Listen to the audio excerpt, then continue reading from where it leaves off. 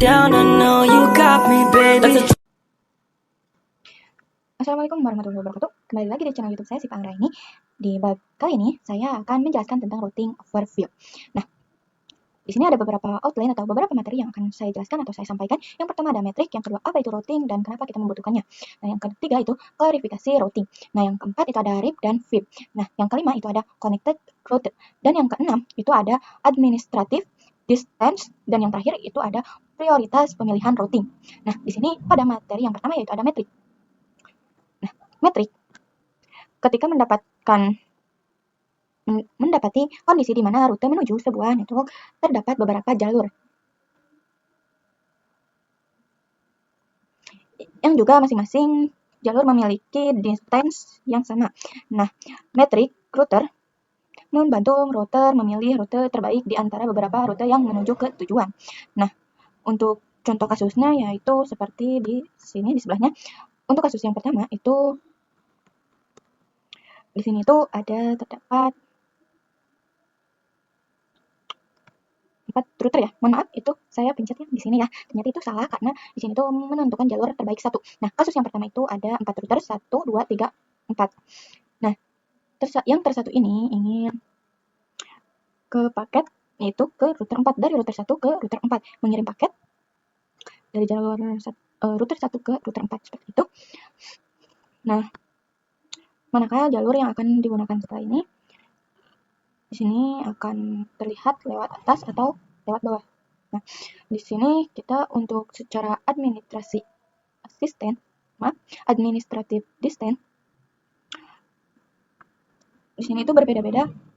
Di sini itu ada 110, 120 dan 90, ada 1 dan ada 0 juga.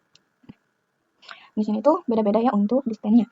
Nah, di sini semakin kecil distance-nya itu, maka jalur itu yang akan dipilih oleh jalurnya seperti itu. Nah, di sini untuk router 1 dan router 2 itu menggunakan RIP dan distance-nya itu 120.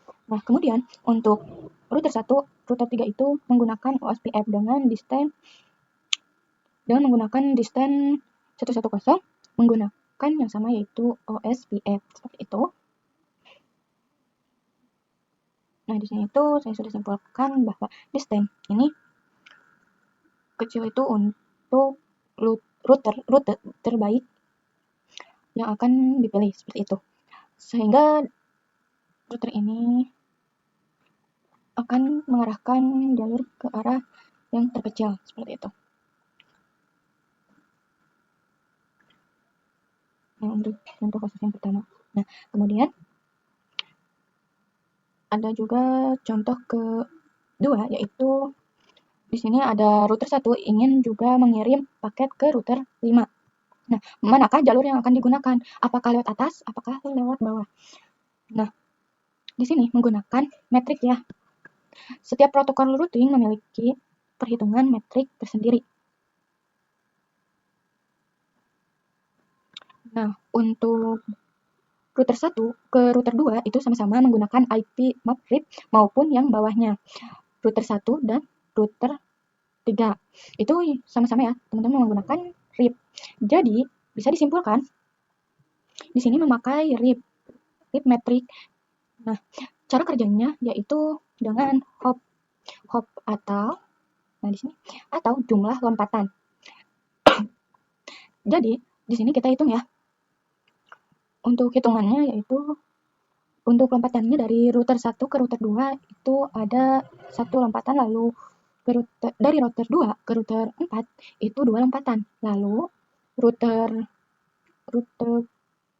dari router 4 ke router 5 itu ada 1 lompatan. Nah, jadi bisa disimpulkan untuk via router 2 itu adalah 3 hop counts. Nah, teman-teman, atau 3 lompatan.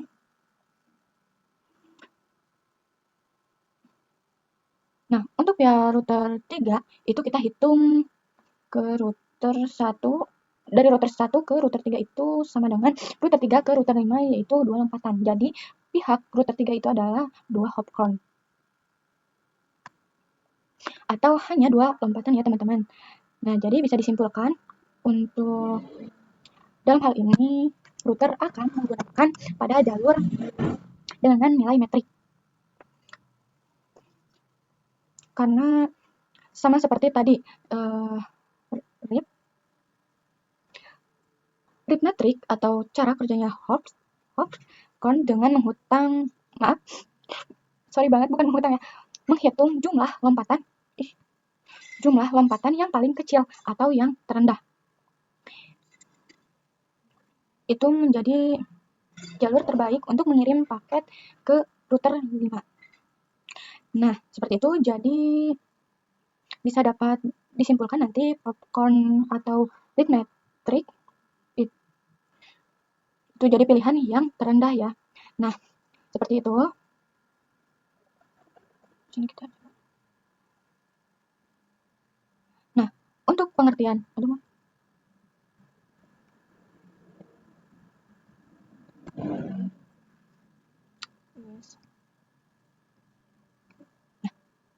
untuk pengertian metrik itu kita harus mengetahui konsep terlebih dahulu sebelum kita praktiknya. Nah, di sini juga ada penjelasan tentang metrik router adalah nilai angka yang dipakai oleh router untuk memilih jalur terbaik dan tercepat saat mengirim data ke tujuan. Semakin kecil nilai metrik pada suatu jalur, semakin utama atau prioritas jalur tersebut untuk dipilih. Nah, parameter penilaian metrik router terlihat beberapa hal untuk menentukan besar kecilnya nilai metrik. Nah, hop count, jumlah alat router yang harus dilewati data. Nah, cost, besar biaya atau bobot yang sebuah jalur. Bandwidth, kapasitas jalur data yang tersedia. Dalai, waktu tumbuh atau lambatnya proses data. Load, seberapa sibuk jalur tersebut. Reliability, tingkat kestabilan dan keandalan jalur. Seperti itu. Di sini segitu saja. Kita lanjut materi selanjutnya, yaitu apa itu routing dan kenapa kita membutuhkannya.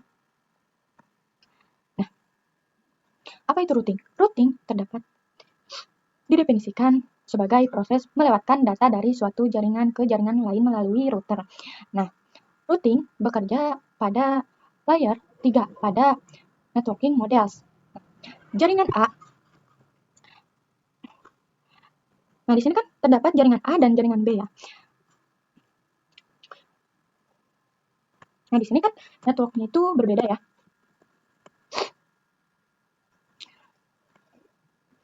Nah, untuk jaringan A itu 192.168.1.0/24. Nah, untuk jaringan B itu 10.10.10.0/24. Nah, untuk routing itu bekerja pada layer 3 model networking models. Nah, yaitu proses melewatkan data dari satu jaringan ke jaringan lain. Dari jaringan A ke jaringan B. Nah,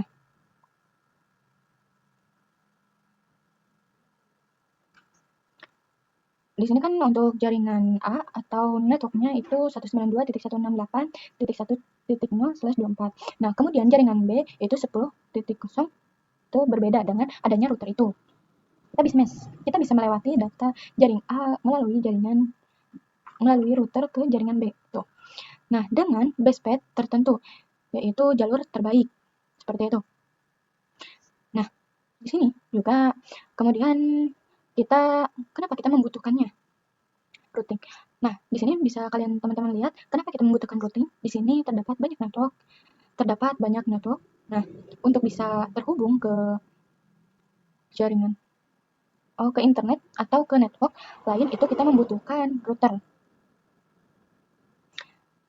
Nah, untuk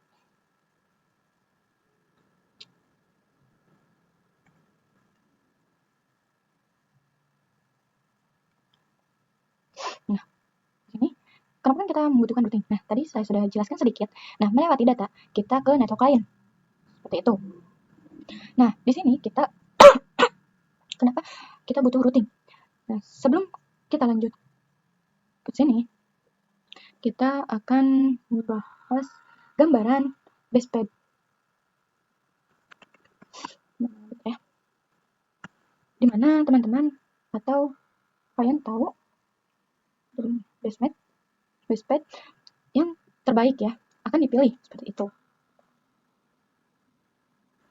Nah, misalkan di sini terdapat source, ingin ke distance, ini distance ya. Nah, di sini kita akan terdapat banyak router. Nah, di sini terdapat router yang sangat banyak seperti itu. Nah, di sini kita tinggal pilih di mana jalur yang terbaik. Nah, di sini itu ke router bawah, di sini ke router bawah, di sini juga ke router atas, dan di sini juga ke router atas lagi. Kemudian terus sampai lanjut ke tujuan seperti itu.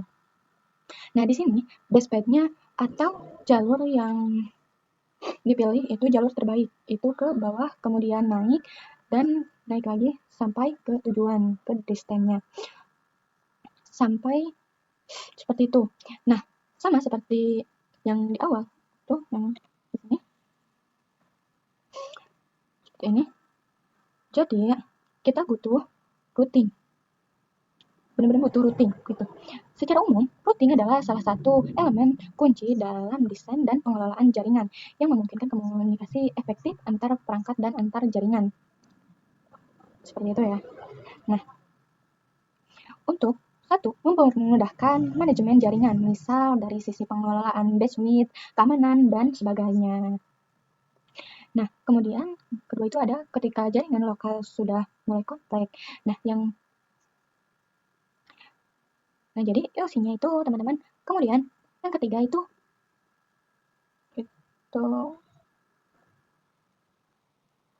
memecah broadcast domain. Nah, yang keempat itu koneksi antar wide area network. Nah, yang kelima atau yang terakhir itu redundancy dan ketersediaan tinggi. Ini tuh untuk routing ya. Nah, jadi seperti itu. Di sini kita lanjutkan lagi untuk pembahasannya. Apa itu routing? Nah, routing itu didefinisikan sebagai proses melewati data dari satu jaringan ke jaringan lain melalui router. Seperti itu. Nah, jadi kita butuh routing. Kenapa kita butuh routing? Jadi, untuk memudahkan kita manajemen manapun dan yang lainnya seperti itu. Mungkin di situ saja kita lanjut materi selanjutnya. Yang tadi sudah dijelaskan apa itu routing dan kenapa kita membutuhkannya seperti itu. Semoga kalian mengerti ya yang saya jelaskan. Nah, kita lanjut materi selanjutnya yaitu klasifikasi routing. Nah, di sini kita lanjut pada klasifikasi. Berarti tadi saya salah ya, klarifikasi. Kenapa? Maaf ya, mungkin saya kurang teliti. Nah, di sini saya jelaskan lagi kembali untuk klasifikasi routing. Nah, di sini routing sendiri memiliki dua ya, teman-teman. Ada routing statik dan routing dynamic gitu. Nah, routing statik ini dibuat dengan menggunakan menambahkan secara manual ke routing seperti itu. Static routing itu routing yang dibuat dengan menambahkan secara manual ke routing tab. Nah, dynamic routing yang dilakukan dengan melakukan enable fungsi protokol pada router tersebut. Maka secara otomatis router akan mencari jalurnya sendiri. Seperti itu. Di sini kita lanjut lagi pada slide selanjutnya. Di sini kita sebelumnya sudah membahas tentang static routing yang dimana untuk rumusnya mau kemana, kemudian lewat kemana, seperti itu. Nah, di sini video sebelumnya itu kita sudah membahas ya. Nah, di sini misal router 1 ingin ke router 3. Nah, ingat untuk static routing itu mau kemana, kemudian lewat mana. Untuk router 1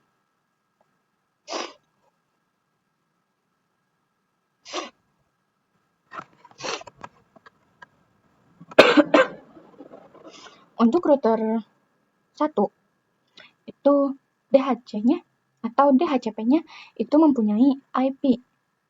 Nah, ini nih. Nah, yang ini ya. Di sini saya sebutkan 192.168.1.0. Nah, biasanya Dynamic Active Connected. Kemudian 10.10.0 itu kita akan mau jalurkan ke router 3, yaitu mau ping ke 168. Nah, otomatis kita membuat routing table sendiri. Nah, dengan menambahkan si IP ini ke router 1 yang melalui jalur 10.10.0 gitu.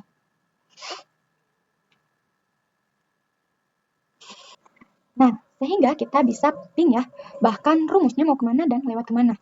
Nah, misalkan mau ke router kita lewat jalur IP yang 10.10.10.0 seperti itu. Nah, sehingga kita bisa mengakses atau ngeping ke titik 30. Nah, seperti itu. Nah, yang static routing, nah bisa berbeda untuk yang dynamic routing. Untuk dynamic routing itu kita nggak perlu menambahkan routing table sendiri. Kita cukup mengoperasikan DHC kita yang ini akan muncul sendiri atau bisa berkomunikasi seperti itu. Nah, di sini kita kembali lagi ke materinya, yaitu dengan melakukan enable fungsi protokol pada router tersebut.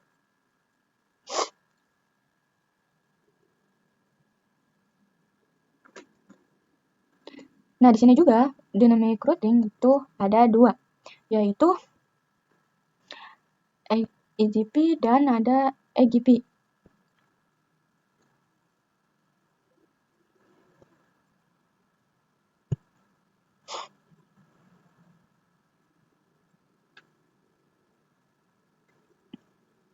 Nah, EGP itu mempunyai atau ada dua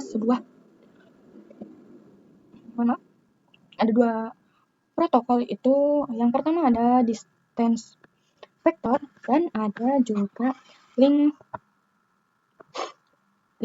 span. Nah, untuk link distance vector ini yang protokolnya itu ada RIP dan ada AGRV. Nah, untuk AGRV ini ada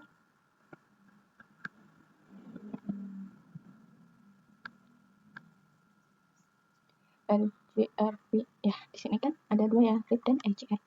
Nah, di sini kita bisa searching ya ke Google gitu. Di sini kita search aja di sini ya. Nah, searching di sini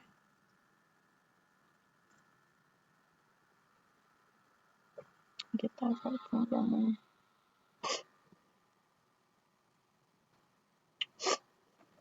jam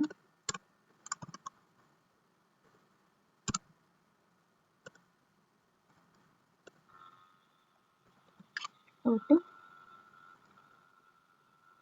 protokol.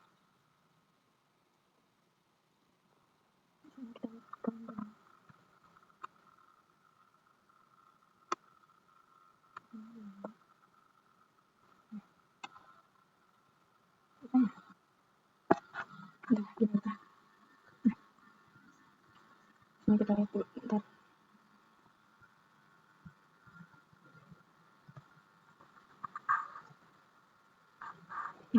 Macam-macam routing protokol. Nah, seperti ini.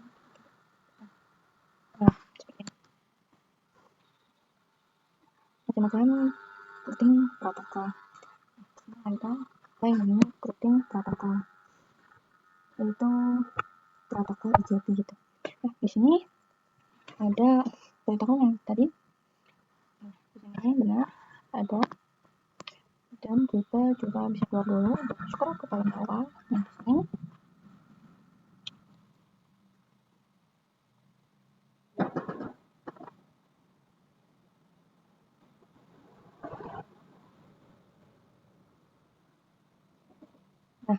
IGP, jika IGP digunakan untuk menghubungkan router-router yang terletak dalam satu AS yang sama, maka lanjut lagi, terletak dalam satu AS yang sama. Jadi di sini untuk IGP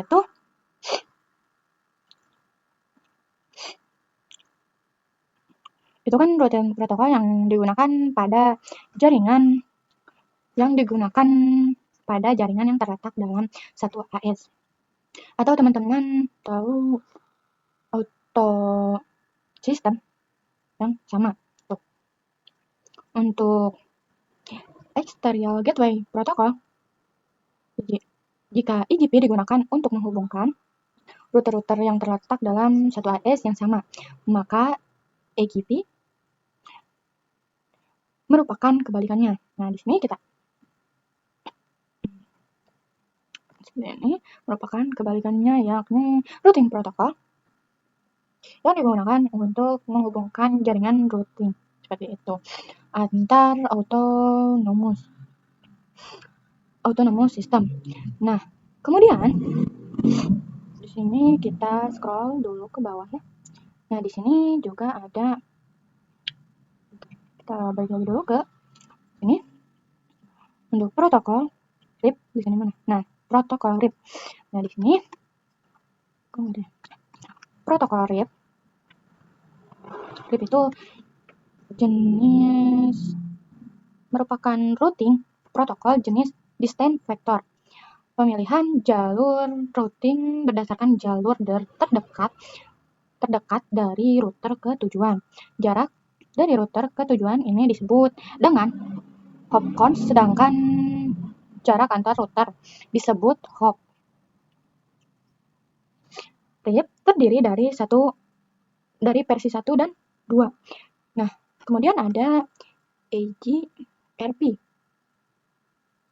Nah, protokol RGRP. Untuk RGRP itu di sini kita scroll aja ke bawah. Untuk RGRP itu merupakan Cisco Property 30, yakni produk protokol hanya terdapat pada router Cisco. Meskipun termasuk dalam distance vector routing protocol. Kenapa berbeda? Karena itu ada RGRP dan itu ada EGP yang kalau dalam video modulnya seperti itu. Oke, di sini EGRP termasuk dalam distance ya, yang saya tadi baca. Di sini kita akan garis bawahi distance vector routing protocol. Namun, kita menggunakan hop count melakukan pemilihan jalur routing. Nah, jadi RGRP menggunakan beberapa parameter yang kemudian dikalkulasi sehingga menghasilkan hasil yang akan digunakan untuk menentukan jalur routing. Adapun parameter-parameter yang digunakan oleh RGRP antara lain seperti range switch, load delay, dan reliability yang tadi saya sudah sebutkan di awal. Nah, parameter yang digunakan itu seperti tadi yang nih di garis bawahi, yaitu bandwidth load ya, seperti itu. Kemudian ada berbasis link instance-nya yaitu ASK dan OSPF. Nah, di sini MTCRE kali ini dalam modulnya kita akan fokuskan ke OSPF. Seperti itu. OSPF di sini nggak ada ya untuk di sini. Tapi kita coba lihat di sini untuk pengertian dari OSPF. Nah, OSPF ada. OSPF merupakan link instance routing protokol di mana pemilihan jalur routingnya menggunakan kondisi link. OSPF akan memberikan harga cost untuk setiap link yang ada. Nah, jadi cost yang memiliki nilai paling kecil akan dijadikan sebagai acuan untuk menentukan jalur routing. Seperti itu. Kemudian di sini kita ada juga EGP.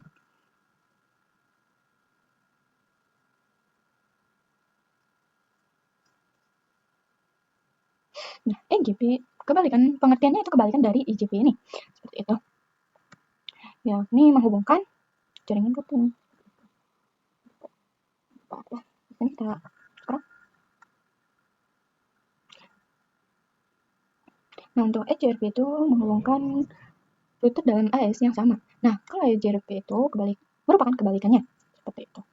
Untuk di sini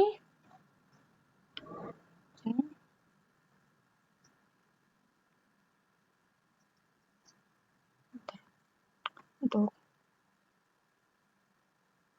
path backstore itu hanya ada satu, yaitu BGP.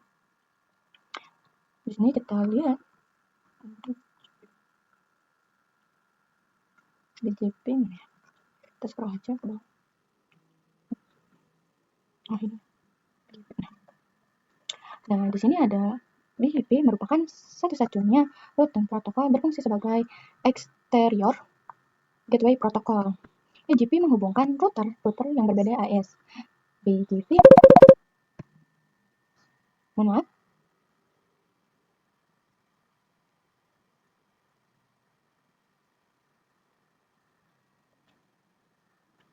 Nah, untuk router AS itu memiliki router yang berbeda. Nah, atau router yang berbeda AS-nya atau autonomousnya sistemnya. Seperti itu. Ini kembali lagi untuk yang saya sampaikan tentang klasifikasi routing. Itu semoga kalian dipahami dan dimengerti ya. Kalau ada kesalahan seperti itu, kita lanjut materi selanjutnya. Akan menjelaskan tentang RIP dan RIP ya. Bisa disebut dengan RIP dan VID seperti itu. Di sini kita lihat flashnya. Nah, di sini kita akan mempelajari tentang pengenalan RIB dan FIB. Nah, di sini ada RIB singkatan dari Router Information Table dan ada FIB itu Forwarding Information Table. Nah, di sini juga ada dua, yaitu Control Plane dan ada Data Plane. Seperti itu. Nah, untuk Control Plane itu untuk mengatur pada RIB atau Routing Information Table. Nah, untuk Data Plane itu untuk ke FIB, yaitu Forwarding Information Table. Nah, kemudian sini kita ke. Nah, apa sih pengertian dari RIB itu? RIB itu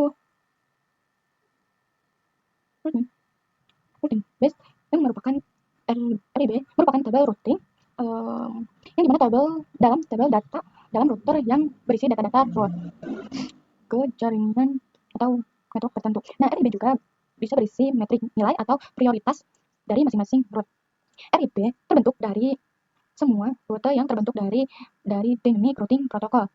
Nah, ada juga semua route untuk connected network.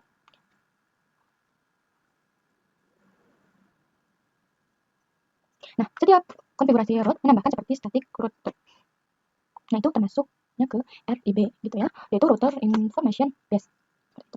Nah, jadi istilahnya yang control plane sebagai ibaratkan seperti bandangnya. Kemudian untuk data plane itu orang-orangnya yang mengajarkan di lapangan, anggapnya seperti itu. Nah, untuk FIB itu Forwarding Information Base. FIB hanya berisi router yang dipilih oleh algoritma routing sebagai jalur pilihan untuk meneruskan paket atau rute yang sering digunakan. Nah, hal ini sering dalam bentuk change format. Forwarding ini bisa terbentuk dari change format terkonversi atau compare compiled yang dioptimalkan untuk perangkat keras menyimpan dan pencaharian. Jadi, yang data plane ini orang yang mengatakannya, jadi basisnya berbasiskan data. Itu. Nah, kalau di atas itu tinggal kontrol aja.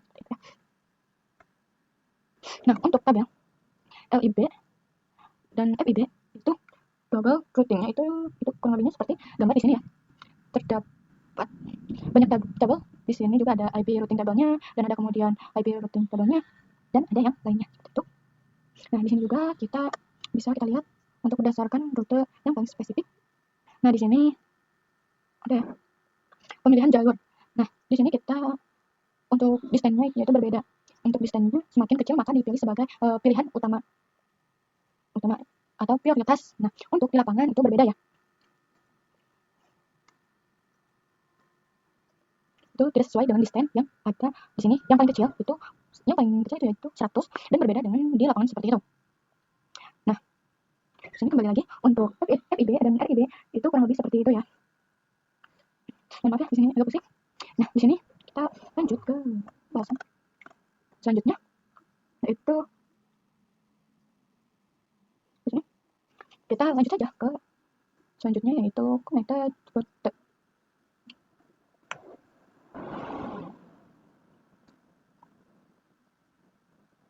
Nah, di sini kita langsung aja ya ke pembahasannya tentang connected router.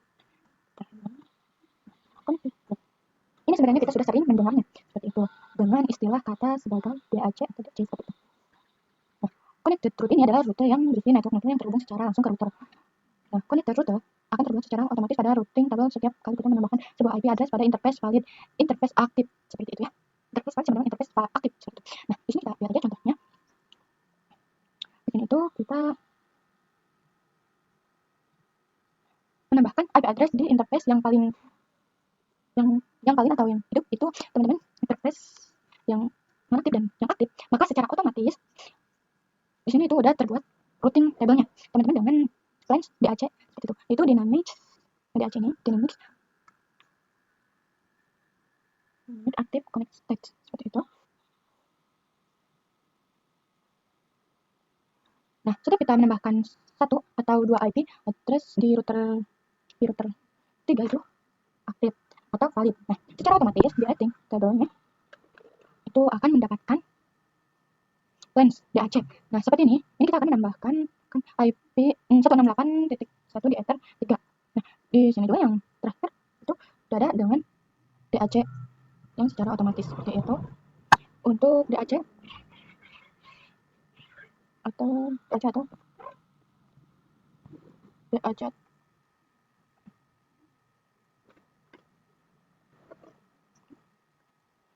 hanya DAC ya, tidak ada yang lain, cuma ada DAC.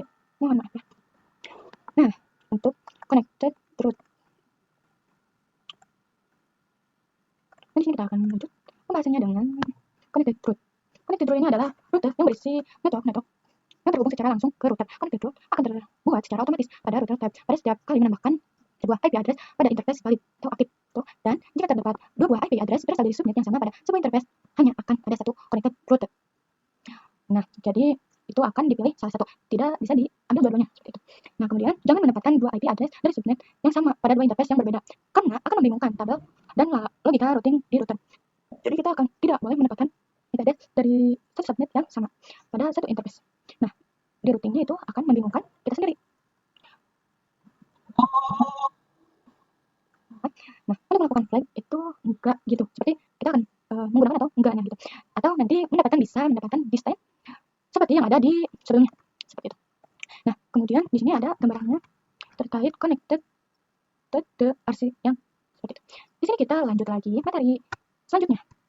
Nah, kalau ada yang saya belum jelas, mohon dimaafkan karena saya juga masih belajar. Nah, di sini kita langsung lanjut ke materi selanjutnya, yaitu administrative distance. Nah, di sini kita buka dulu ke administrative distance. Administrative distance merupakan suatu fitur yang digunakan oleh router untuk menentukan rute dengan jalur terbaik jika terdapat dua atau jalur lebih untuk mencapai tujuan. Setiap routing protokol mendapatkan prioritas berdasarkan nilai administrative distance default yang dimilikinya. Nah, jadi setiap default yang dimilikinya, yaitu router protokol itu ada mendapatkan nilai distance-nya masing-masing atau nilai distance di default-nya. Nah, di sini sebagai contohnya ada di bagian slash. Nah, di sini ada router A dan router B. Ini bisa dianggap router C dan router D. Nah, di sini kita akan menuju ke mana? Di sini kan ada router A ke router C atau D. Nah, itu menggunakan protokol IGFP seperti itu. Yang dimana distance-nya itu 90. Nah, seperti ini di sini ada. Nah, yang dimana distance itu kemudian menggunakan protokol OSPF yang distance-nya itu ada 110. Nah, di sini kan distance itu untuk disebutnya itu sistem terkecil. Itu akan dipilih secara prioritas ya, atau akan dipilih secara jalur terbaik untuk menghubungkan sebuah router ya. Nah, jadi dipilihlah protokol EJP ini karena sistemnya itu kecil, ada 90 seperti di atasnya. Nah, kemudian untuk router A ini dulu ke router A, router B, lanjut ke router B seperti itu. Di sini kita lihat dulu. Nah, di sini kalau kurang paham mau dimakan ya, karena di sini ya seperti itu, masih sama-sama belajar seperti itu.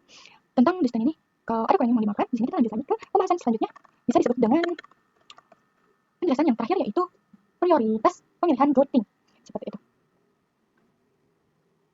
Prioritas pemilihan routingnya, kita ke sini dulu langsung.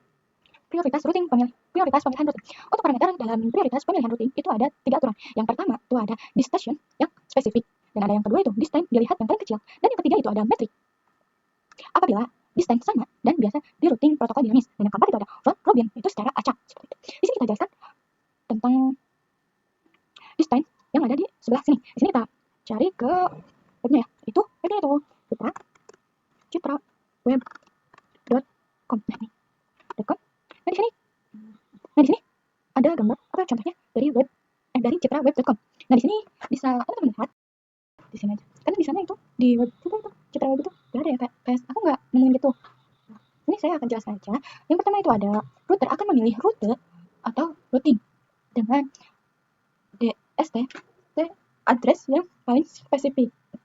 Nah, di sini tuh ada gambaran seperti servernya itu 192.168.30 dan .3 seperti itu. Router satu juga itu ada terdapat 3 jalur, itu ke jalur A, jalur B dan C. Jalur A, B dan C. Nah, untuk yang kedua itu router akan melihat nilai pada parameter distance di setiap routing. Semakin kecil distance, maka itu akan digunakan.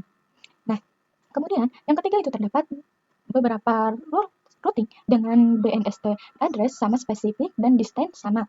Maka router akan memilih dengan random ya, memilihnya itu dengan random.